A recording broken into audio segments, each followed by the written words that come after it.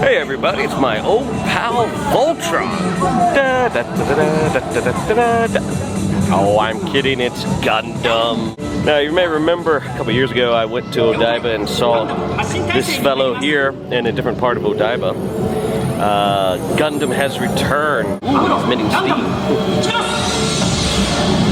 One of the special things about Gundam was that that show was more science and mecha based. As I said, I compared it to Voltron, but in some ways it's very unfair, even though both are like big robots.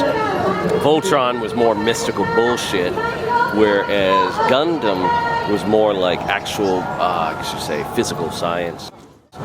These things would break down, run out of ammo, and more importantly, they were not referred to as some kind of personification.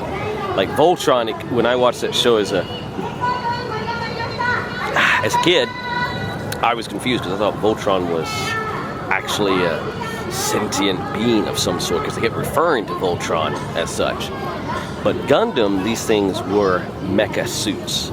Pilots piloted them. It was the pilots that mattered.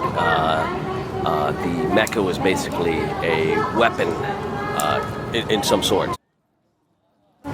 There was a lot more focus on the characters, and things were not as clear-cut, black and white. I admittedly have not seen very much of Gundam, just a couple random episodes. But I have been to the Gundam Cafe up in Aomori and actually in Akihabara.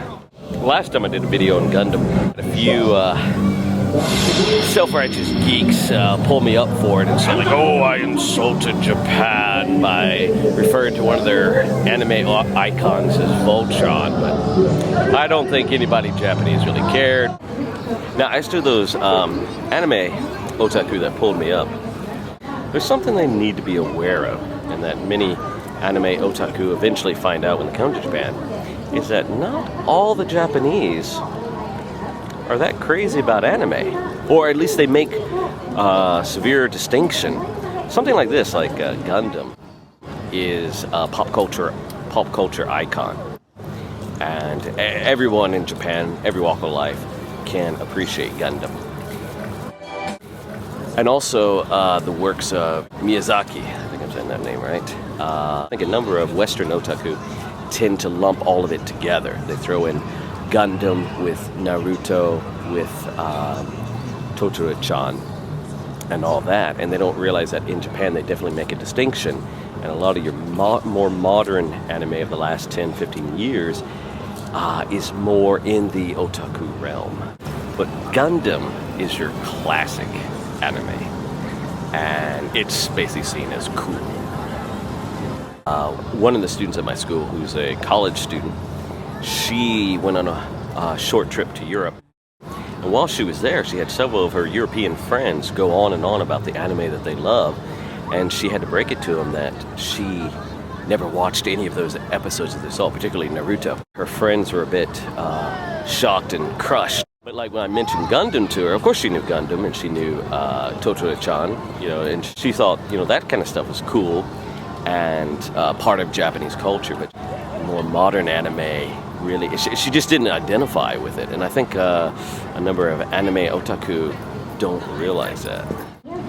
Personally, I think it's just a wee bit of a coincidence, that a quinky-dink, that Gundam returns to Odaiba around the same time that North Korea has been saber-rattling when they launched that satellite / what some people think missile.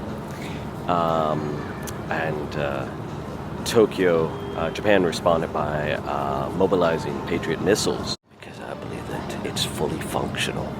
And if the North Koreans try anything, this thing's gonna fly off and knock down those missiles. Just wait and see.